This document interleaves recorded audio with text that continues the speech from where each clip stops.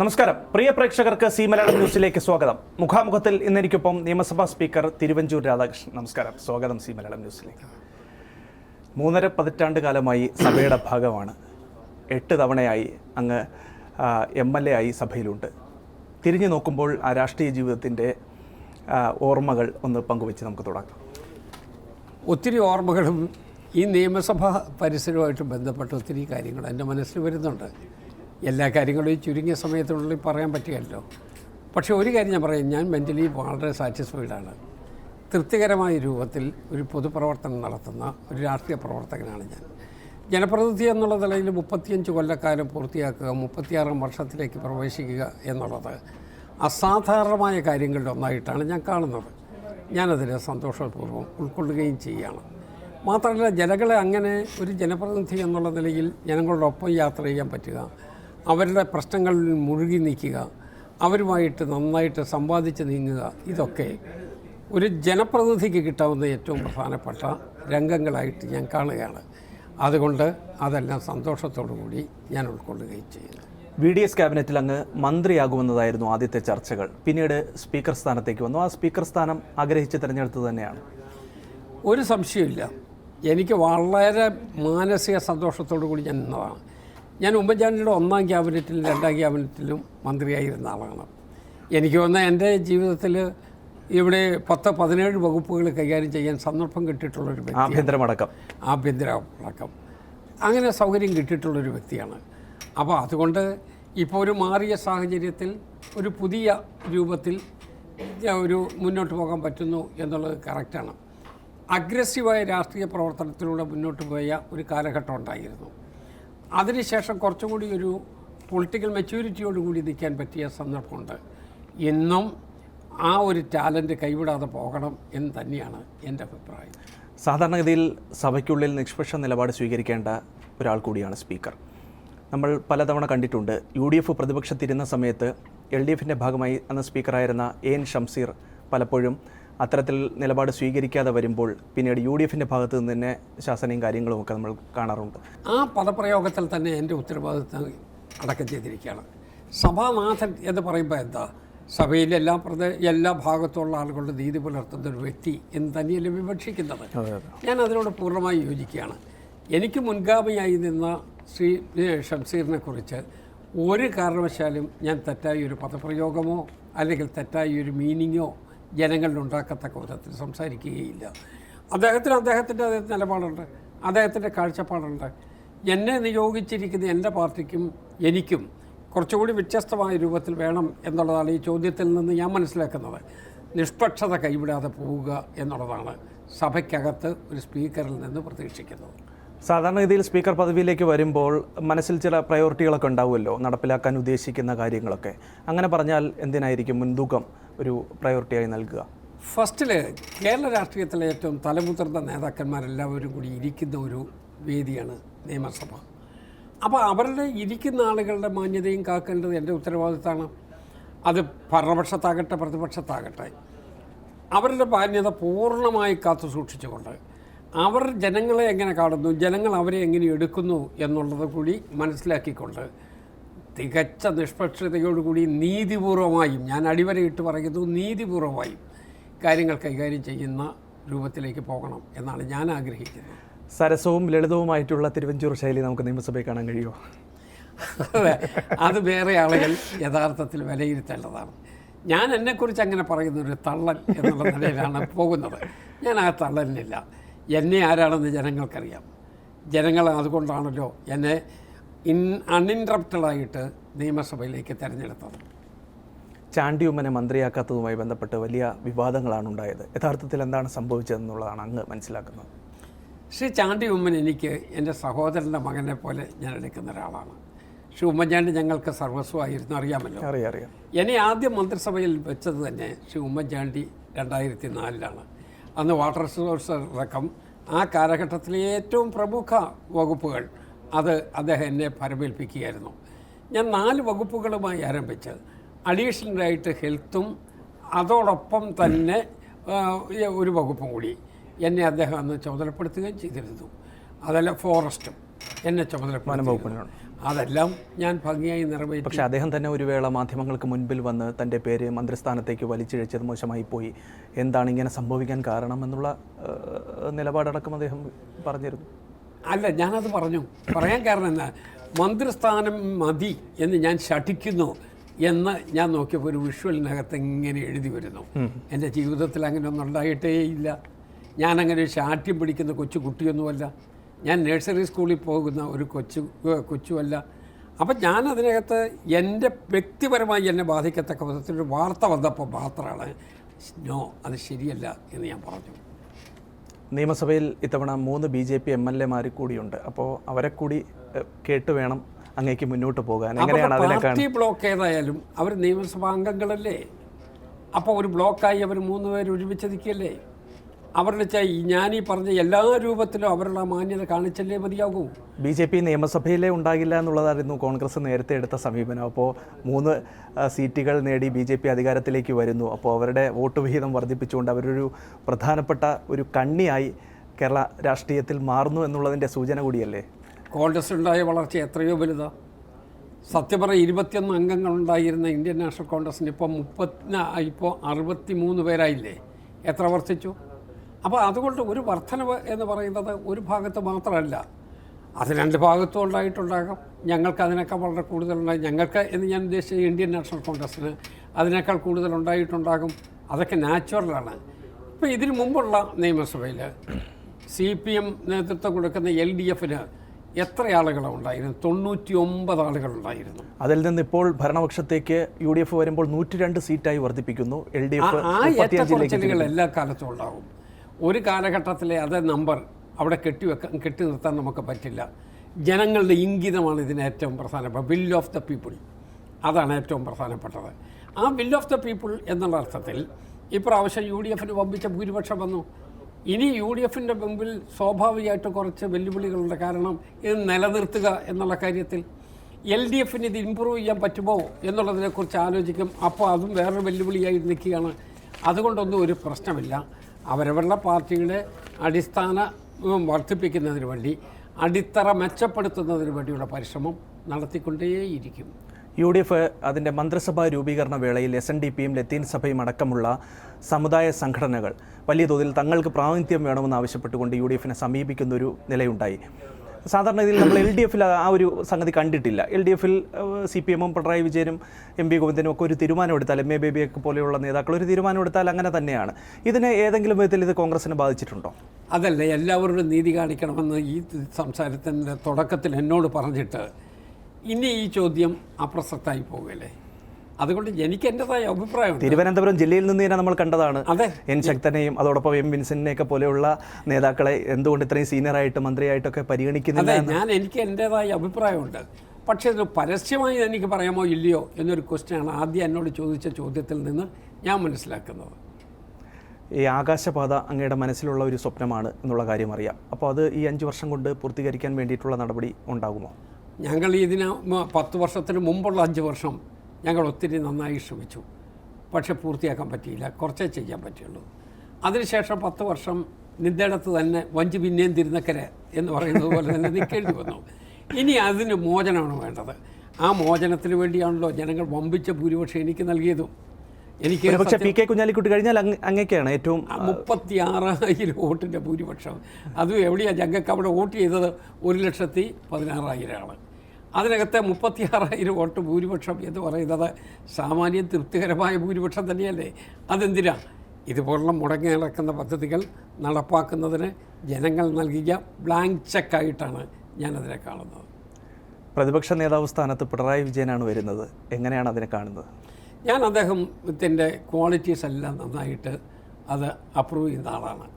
പ്രതിപക്ഷ നേതൃസ്ഥാനത്ത് അദ്ദേഹം വന്നു കഴിയുമ്പോൾ സ്വാഭാവികമായിട്ട് അദ്ദേഹത്തിൻ്റെ അനുഭവ പരിചയം കൂടി ഈ സഭയ്ക്ക് ഒരു അസറ്റായി മാറിയേക്കും എന്ന് തന്നെയാണ് എൻ്റെ വിശ്വാസം. പക്ഷേ അപ്പോഴും VD സതീശനും പിണറായി വിജയനും തമ്മിൽ വാദപ്രതിവാദങ്ങൾ ഉണ്ടാകുന്ന സമയത്ത് അങ്ങ് നിയന്ത്രിക്കേണ്ടതായിട്ടുള്ള ഒരു നിർണായക റോളിലാണ് ഇരിക്കുന്നത് എന്നുള്ളത് കൂടിയാണ്. നിയമസഭാ പ്രവർത്തനം എന്ന് പറയുന്നത് ദ്വന്ദ്വയുദ്ധമല്ലല്ലോ. അതിലൊരു ഇൻ്റലക്ച്വലായിട്ടുള്ള വാറാണ്. അതിനകത്ത് സ്വാഭാവികമായിട്ടും കൊണ്ടും കൊടുത്തുമല്ലേ പോകാൻ പറ്റുമോ? അതൊന്നും നമുക്കൊരു പ്രശ്നമേ അല്ല. മാത്രമല്ല, ഈ പറയുന്ന ആളുകളാരാ? കേരള ജനസമൂഹത്തിൻ്റെ ഏറ്റവും മോസ്റ്റ് പോപ്പുലറായിട്ടുള്ള നേതാക്കന്മാരല്ലേ. ശ്രീ വി ഡി സതീശൻ ആ നിലയിൽ നല്ല ഖ്യാതി നേടിയിട്ടുണ്ട്. ശ്രീ പിണറായി വിജയൻ 10 വർഷക്കാലം മുഖ്യമന്ത്രി എന്നുള്ള നിലയിൽ അദ്ദേഹത്തിൻ്റെ ട്രാക്ക് റെക്കോർഡും ഉണ്ടാക്കിയിട്ടുണ്ട്. ഞാൻ ആ ബഹുമാനം നിലനിർത്തിക്കൊണ്ട് മുമ്പോട്ട് പോകണം എന്നുള്ള അഭിപ്രായക്കാരനാണ്. ഒരു ഭരണമാറ്റം ജനങ്ങൾ ആഗ്രഹിച്ചിരുന്നു എന്ന് അങ്ങേക്ക് ഏതെങ്കിലും ഘട്ടത്തിൽ എന്തെങ്കിലും ഒരു സൂചനയോ മറ്റോ ഉണ്ടായിരുന്നോ? ഇതെല്ലാം കണ്ടാൽ നമുക്ക് മനസ്സിലാക്കുന്നത് എന്താ, വിൽ ഓഫ് ദ പീപ്പിൾ, അതാണ് ഏറ്റവും പ്രധാനപ്പെട്ടത്. അവരുടെ ജനങ്ങളുടെ ഒരു ചിന്ത എന്താ, ഒരു മാറ്റം വേണമെന്നായിരുന്നു. അതിൻ്റെ പ്രതിഫലനമാണ് വോട്ടിങ്ങിലൂടെ വന്നത്. ഇനി അതിന് ശേഷം അതെന്തിനു വേണ്ടിയാ? മെച്ചപ്പെട്ട കേരളം. കേരളത്തിൽ ദീർഘകാലമായി ആഗ്രഹിച്ചിരുന്ന എന്നാൽ നടപ്പാകാതെ പോയിട്ടുള്ള പദ്ധതികളെല്ലാം നടപ്പാക്കണം. ഒരു ഐശ്വര്യസമ്പൂർണമായ കേരളം, അതിലാണ് ജനങ്ങളുടെ വിധിയെടുത്ത്. അതാണ് എൻ്റെ വിശ്വാസം. നമ്മൾ ആദ്യഘട്ടത്തിൽ നിയമസഭാ പ്രവർത്തനങ്ങൾ പത്രങ്ങളിലൂടെ ആയിരുന്നല്ലോ മനസ്സിലാക്കിയിരുന്നത്. പിന്നീട് ദൃശ്യമാധ്യമങ്ങളിലൂടെ, അത് കഴിഞ്ഞ് സോഷ്യൽ മീഡിയയിലൂടെ, ഇപ്പോൾ സഭാ ടി വിയുടെ കാലം കൂടിയാണ്. എങ്ങനെയാണ് ഇതിൻ്റെ ഈ ഒരു ചേഞ്ചിനെ വിലയിരുത്തുന്നത്? ഈ ചേഞ്ച് നല്ല ചേഞ്ചാണ്, പക്ഷേ ക്വാളിറ്റി ഏറ്റവും പ്രധാനപ്പെട്ടത്. പത്രവാർത്തകളിൽ വന്നൊരു ഗുണമുണ്ട്, തിരുത്താനൊരു സ്പേസിലും കിട്ടും. പക്ഷേ വിഷ്വൽ മീഡിയയിൽ നമുക്ക് ആ തിരുത്താനുള്ള സമയം കിട്ടുകയില്ല. അപ്പോൾ എന്താ വേണ്ടത്? തെറ്റ് വരാതെ കാത്തു സൂക്ഷിക്കുക എന്നുള്ളതാണ്. അതുണ്ടായാൽ മാത്രം മതി. തെറ്റിൻ്റെ കാര്യം പറഞ്ഞപ്പോഴാണ്, നാക്കുപിഴയുടെ പേരിൽ എല്ലാ കാലത്തും അങ്ങ് വിമർശനം നേരിട്ടുള്ള ആൾ കൂടിയാണ്. സോഷ്യൽ മീഡിയ വല്ലാതെ അങ്ങേ വ്യക്തിപരമായി ആക്രമിക്കുന്നതൊക്കെ തന്നെ ഞാൻ നേരിട്ട് കണ്ടിട്ടുണ്ട്. ഏതെങ്കിലും വിധത്തിൽ അത്തരത്തിലൊരു വിഷമം ഏതെങ്കിലും സന്ദർഭത്തിൽ ഉണ്ടായിട്ടുണ്ടോ? എനിക്ക് ഒരു വിഷമം ഉണ്ടായിട്ടില്ല. വിഷമം ഉണ്ടാകാതിരിക്കാൻ ഞാൻ മലയാളം സംസാരിക്കുന്ന ഏത് വ്യക്തിക്കാണ് നാക്കുപിഴവില്ലാത്തത്? എന്നോട് 5 മിനിറ്റ് സംസാരിക്കുന്ന 3 നാക്കുപിഴവ് ഞാൻ അങ്ങോട്ട് ചൂണ്ടിക്കാണിക്കാം. പക്ഷെ നമ്മളുടെ അടുപ്പം കൊണ്ട് ഞാനത് പറയുകയില്ല. അത് ആളുകളുടെ സംസ്കാരത്തിൻ്റെ അടിസ്ഥാനത്തിലാണ്. ഞാൻ ഒരു അതിൽ നാക്കുപിഴവ് സംഭവിക്കാത്ത ആരെങ്കിലും ഉണ്ടോ? ഞാൻ ഈ അവാർഡ് പ്രഖ്യാപനത്തിലായിരുന്നു അങ്ങനെ ഒരു സംഭവം ഉണ്ടായതല്ലേ? ഒരു പേരെഴുതി കൊണ്ടുവന്നപ്പോൾ കരുവിരാന്ന് എഴുതി പറഞ്ഞപ്പോൾ കരുവിരാന്നായിപ്പോയി. അത്രയുള്ള കാര്യം. എനിക്കൊരു പേരെഴുതിക്കൊണ്ടു, അത് അവസാനത്തെ നിമിഷം പേരെഴുതി കൊണ്ടുവന്നു. അപ്പം ഞാൻ നോക്കിയപ്പോൾ അത് കരുവിരാന്നായിപ്പോയി. ഞാൻ പറഞ്ഞപ്പോഴും കരുവിരാന്നായി. എഴുതിയ ആളിനെ കുറ്റപ്പെടുത്തിയില്ല, പറഞ്ഞ് എന്നെ കുറ്റപ്പെടുത്തി. എനിക്കതിൽ വിഷമവും ഇല്ല. കാരണം ഞാൻ ആ പബ്ലിക് ലൈഫിൽ നിൽക്കുന്ന ആളാണ്. ഞാൻ ജനങ്ങളുടെ മുമ്പിൽ നിൽക്കുന്ന ആളല്ലേ. അതുകൊണ്ട് അത് അവർക്കെന്നെ വിമർശിക്കാനുള്ള അവകാശമൊക്കെ ഉണ്ട്. അങ്ങ് പല വകുപ്പുകളുടെ ചുമതലയും കൈകാര്യം ചെയ്തിരുന്നതാണ്. സിനിമയുണ്ടായിരുന്നു, അതിൽ വനം വകുപ്പുണ്ടായിരുന്നു, ജലസേചനമുണ്ടായിരുന്നു, ആഭ്യന്തര വകുപ്പുണ്ടായിരുന്നു. ഏറ്റവും ചലഞ്ചിങ് ആയ വകുപ്പ് ഏതാണെന്ന് ചോദിച്ചാൽ അത് ആഭ്യന്തരം തന്നെ ആയിരിക്കും അല്ലേ? സ്വാഭാവികമല്ലേ, ആഭ്യന്തര വകുപ്പ് തന്നെയായിരിക്കും. ആ സമയത്താണല്ലോ TP ചന്ദ്രശേഖരൻ വധക്കേസുമായി ബന്ധപ്പെട്ടുള്ള സാഹചര്യങ്ങളൊക്കെ ഉണ്ടാകുന്ന ആ ഒരു കാലഘട്ടത്തെ എങ്ങനെയാണ് നോക്കിക്കാണുന്നത്? ആ കാലഘട്ടം യഥാർത്ഥത്തിൽ എന്നെ സംബന്ധിച്ചിടത്തോളം ഒരിക്കലും മറക്കാൻ കഴിയാത്ത കാലഘട്ടമാണ്. പക്ഷേ എനിക്കൊരു ഏറ്റവും വലിയ സാറ്റിസ്ഫാക്ഷൻ, അന്നത്തെ ഇൻവെസ്റ്റിഗേഷൻ ടീം കണ്ടെത്തിയ കണ്ടെത്തൽ കറക്റ്റാണ് എന്ന് നീതിന്യായ കോടതി വിധിച്ചു. ആ നീതിന്യായ കോടതിയുടെ ഇൻവെസ്റ്റിഗേഷൻ്റെ തുടക്കം മുതൽ അവസാനം കേസ് ഫയൽ ചെയ്ത് ഏറ്റവും അവസാനത്തിൽ വന്ന് അതിൻ്റെ വിധി വരുന്നവരെ ഒരു ക്രോണോളജിക്കൽ ഓർഡറിൽ എടുത്തുകൊള്ളൂ. ആ വിധി വരുന്ന സമയത്താണ് നമുക്ക് തൃപ്തികരമായിരുന്നു നമ്മുടെ നടപടി എന്ന് സ്വാഭാവികമായിട്ട് തോന്നുന്നത്. അപ്പോൾ അത് ഒരു ഭംഗിയായി തീർന്നു, ഇത് തൃപ്തികരമായി തീർന്നു. നമ്മൾ ഈ സംസാരിച്ചുകൊണ്ടിരിക്കുന്ന ഘട്ടത്തിലാണ് TV യിൽ ബ്രേക്കിംഗ് ന്യൂസായി വരുന്നത്, ഹർഷിനയ്ക്ക് സർക്കാർ ജോലി നൽകാൻ വേണ്ടി പോവുകയാണ് എന്നുള്ള ആരോഗ്യമന്ത്രി ഉറപ്പ് നൽകിയെന്നാണ് പറയുന്നത്. നമുക്കറിയാം, നമ്മളെ ആകെ വേദനിപ്പിച്ചൊരു സാഹചര്യം കൂടിയാണ് വയറ്റിൽ കത്രിക മറന്നുവെച്ച സംഭവം ശസ്ത്രക്രിയക്കിടെ. എങ്ങനെയാണ് ഈ ഒരു സംഭവത്തെ അങ്ങ് നോക്കി? ഒരിക്കലും സംഭവിക്കരുതാത്ത കാര്യം. ആരോഗ്യ മേഖലയിൽ വലിയ ആരോഗ്യ മേഖല എന്ന് മാത്രമല്ല, നമ്മുടെ കേരളത്തിലെ ജനങ്ങൾക്ക് ഏറ്റവും കൂടുതൽ അവർ ആശ്രയിക്കുന്ന സ്ഥലം സർക്കാർ ആശുപത്രികളാണ്, മെഡിക്കൽ കോളേജിലാണ്. ഇതൊരു മെഡിക്കൽ കോളേജിലുണ്ടായി എന്ന് പറയുമ്പോൾ എത്രയോ ദുഃഖകരമാണ്. അത് ഉണ്ടാകരുത്. ഇനി രണ്ടാമത്തൊന്നും ആലോചിച്ചുള്ളൂ, ആ പാവം സ്ത്രീ ഈ കത്രികയും പേറിക്കൊണ്ട് എത്ര കാലം ജീവിച്ചു? ആ ഒരു ദുഃഖത്തെക്കുറിച്ച് നമ്മൾ ആലോചിക്കണ്ടേ?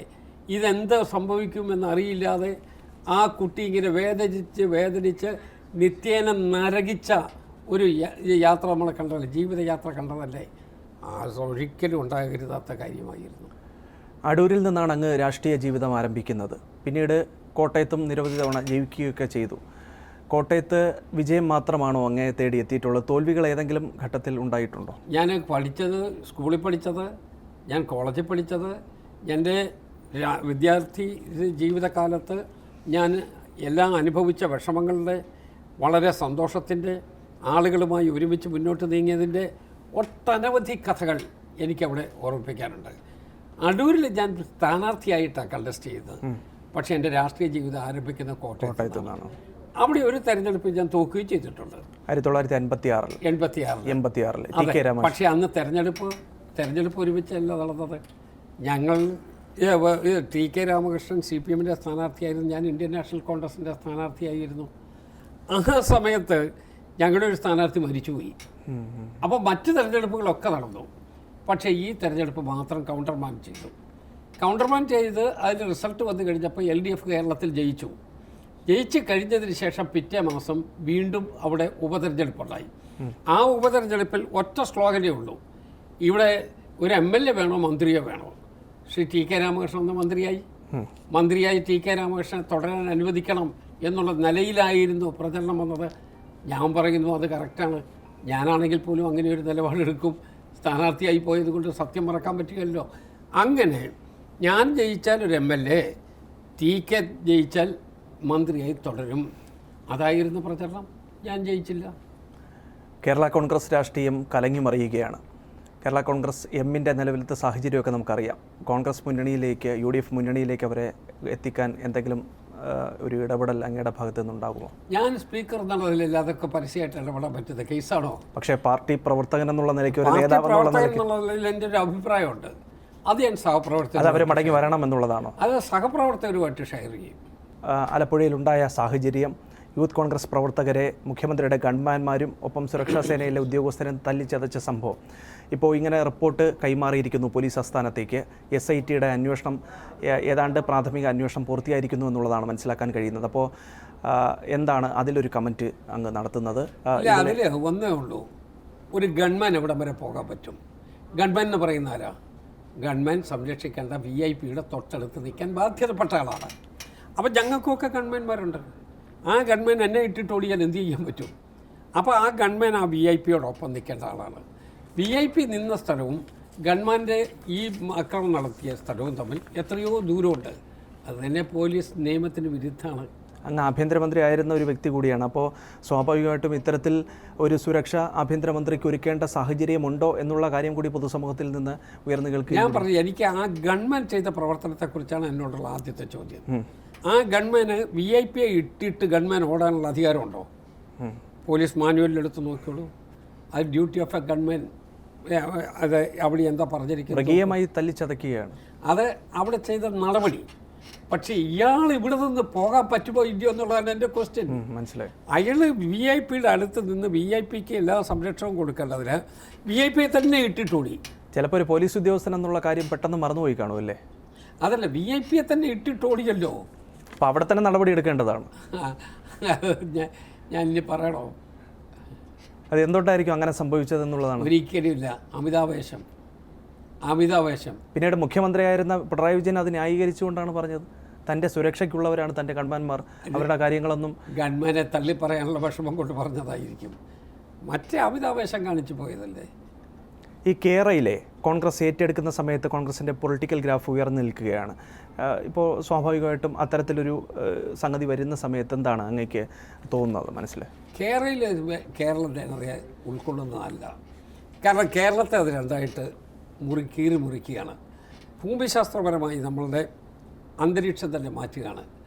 അവിടെ ആ ഒരു രൂപം കേരളത്തിന് ഗുണകരമല്ല. അതുകൊണ്ട് കേരളയിൽ വേണ്ട എന്നുള്ള ജനങ്ങളുടെ ജനകീയ പ്രക്ഷോഭം ഉണ്ടായി. അതിനിടയ്ക്ക് കൊണ്ട് കുറ്റിയിട്ടു. കുറ്റി ജനങ്ങൾ പറിച്ച് എഴുതിച്ചു. അവസാനം ഇപ്പോൾ കുറ്റി ഊരാൻ തന്നെ തീരുമാനിച്ചു. അതോടുകൂടി കേരളം അതിനകത്ത് നിന്ന് രക്ഷപ്പെട്ടു. ആദ്യ ക്യാബിനറ്റിൽ തന്നെ VDS വലിയ തോതിലുള്ള പ്രഖ്യാപനങ്ങളാണ് നടത്തുന്നത്. KSRTCയിൽ സ്ത്രീകൾക്കുള്ള സൗജന്യ യാത്ര, ആശമാർക്ക് 3000 രൂപ ഓണറേറിയം വർദ്ധിപ്പിക്കുന്നു, അങ്കണവാടി ഹെൽപ്പർമാർക്ക് വേതനം കൂട്ടുന്നു, അങ്ങനെ ഈ വയോജനങ്ങൾക്ക് വേണ്ടിയിട്ട് പ്രത്യേക വകുപ്പ് രൂപീകരിക്കുന്നു. ഈ കയ്യടി നേടുന്ന പ്രഖ്യാപനങ്ങൾ ആദ്യഘട്ടത്തിലേ അങ്ങ് തുടങ്ങുകയാണോ? അതല്ല, കയ്യടി നേടുന്നതല്ല, നെസസിറ്റിയാണ്. നമ്മുടെ സമൂഹത്തിൻ്റെ നെസസിറ്റിയാണ്.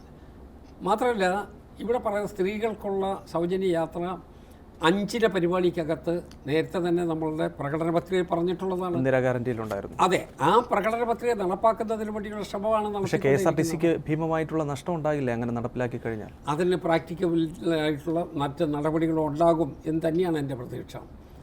പക്ഷേ ആ പ്രഖ്യാപനം ആ പ്രകടന പത്രിക കൂടി വെച്ചല്ലേ ജനങ്ങൾ വോട്ട് ചെയ്തത്. അപ്പോൾ ജനങ്ങൾ അംഗീകരിക്കുന്നത് എന്താ? ആ പ്രകടന പത്രികയിലെ ഈ ഭാഗം കൂടിയാണല്ലോ.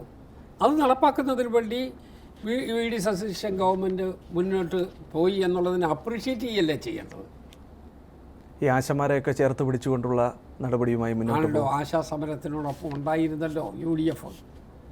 ആ സമരത്തിൻ്റെ LDF അവഗണിച്ച ആൾക്കാരെയൊക്കെ UDF ചേർത്ത് പിടിക്കുകയാണ്, അവരെ ഒപ്പം നിർത്തുകയാണ് ആദ്യഘട്ടത്തിൽ. അതുകൊണ്ടല്ല, അന്ന് പരിഗണന കിട്ടാതെ പോയ ആളുകൾക്ക് സങ്കട നിവാരണം വരുത്തുന്നതിന് വേണ്ടി ഈ ഗവൺമെൻറ്റാണ് എന്നുള്ള ധാരണയാണ് അവർക്കെല്ലാവർക്കും ഉള്ളത്.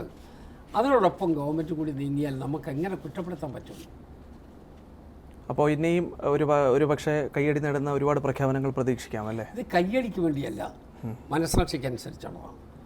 കാരണം ജനങ്ങളുടെ വാഗ്ദാനം കൊടുത്തിട്ട് പിന്നെ ആ വാഗ്ദാനം പാലിക്കാതിരിക്കാൻ പറ്റുമോ? മാത്രമല്ല, വാഗ്ദാനം പാലിക്കാതിരുന്നാൽ നാളെ എതിർപക്ഷത്ത് നിൽക്കുന്ന ആളുകൾ പറയുന്നില്ലേ നിങ്ങളുടെ വാഗ്ദാനം എവിടെ പോയെന്ന്. അപ്പോൾ അത് പാലിച്ച് മുന്നോട്ട് പോകട്ടെ. അങ്ങയുടെ രാഷ്ട്രീയ ഗുരു യഥാർത്ഥത്തിൽ ആരാണ്? ഒപ്പം പേരിനോട് ചേർന്നുള്ള തിരുവഞ്ചൂർ എന്നുള്ളത് അങ്ങ് കോട്ടയത്ത് ജനിച്ചു വളർന്ന ആളായതുകൊണ്ടാണോ അങ്ങനെ ഒരു പേരിനോടൊപ്പം തിരുവഞ്ചൂർ എന്നുള്ള ഒരു? എൻ്റെ ജന്മനാടല്ലേ. ജന്മനാടിനെ മറക്കുന്ന ഏതെങ്കിലും ഒരു പൊതുപ്രവർത്തകരുണ്ടോ? ഒന്നുമില്ല. നമ്മൾ അവസാനം പോയി അന്തി ഉറങ്ങേണ്ടി വരുന്ന അവിടെയല്ലേ. ആ നാടിനെ എന്നും നമ്മുടെ ഹൃദയത്തിൽ ഒരു പേരുദോഷം ഇതുവരെ കേൾപ്പിച്ചിട്ടില്ല. എനിക്ക് കേൾപ്പിക്കാൻ പേടിയാണ്.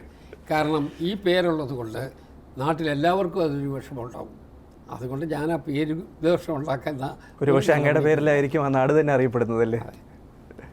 ഈ രാഷ്ട്രീയ ഗുരുവിൻ്റെ കാര്യത്തിലേക്ക് വന്നാൽ അതുകൂടി ആണ്.